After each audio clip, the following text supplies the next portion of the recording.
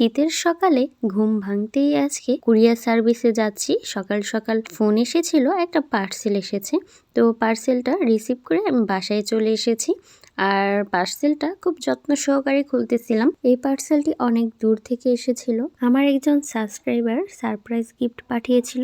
বক্সটি এখন খুলতেছি আর আপনাদের সাথে শেয়ার করতেছি। ওয়াও, অনেকগুলো চকলেট ছিল, দেখতেই পারতেছেন। অনেক সুন্দর করে নিজ হাতে বক্সটা তৈরি করেছিল আর প্রতিটা সাইডে চকলেটে ভরা ছিল। প্রত্যেকটা আমি যখন খুলতেছি প্রত্যেকটাতেই চকলেট ছিল। খুব সুন্দর করে বক্সটা তৈরি করেছে, বাট ভিডিওটা আমি খুব সুন্দর করে করতে পারতেছি না।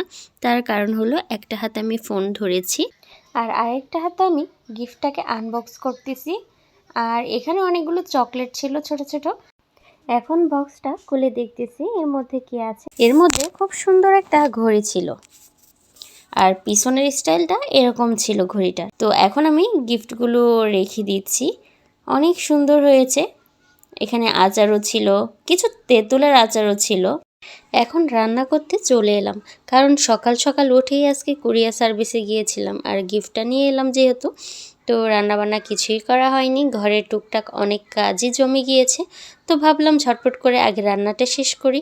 আর হ্যাঁ, যেটা খুব দ্রুত রান্না হয় সেটা হলো ডিম ভুনা। আমি মনে করি এটা তেমন ঝামেলাও হয় না, তাই ভাবলাম আজকে ঝটপট করে ডিমটা ভুনা করে ফেলি।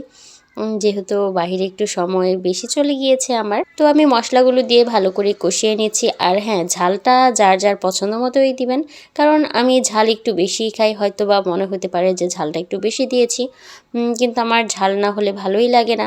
আছে না অনেকে একটু ঝাল বেশি খেতে পছন্দ করে, তো এরকম হলো আমি। রান্না শেষ করে আমি একটু বের হচ্ছি আজকে বাইরে।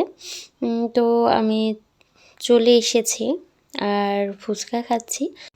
আমার অনেক ভালো লাগে ফুচকা খেতে, আর বিশেষ করে ঝাল ফুচকা বা দই ফুচকাটা বেশি ভালো লাগে। সব জায়গার দই ফুচকা একরকম টেস্ট পাওয়া যায় না, বাট এখানের দই ফুচকাটা বেস্ট আমার কাছে মনে হয়। তো আমি একটা দই ফুচকার প্লেট নিয়েছি আর একটা নর্মাল ফুচকা নিয়েছিলাম।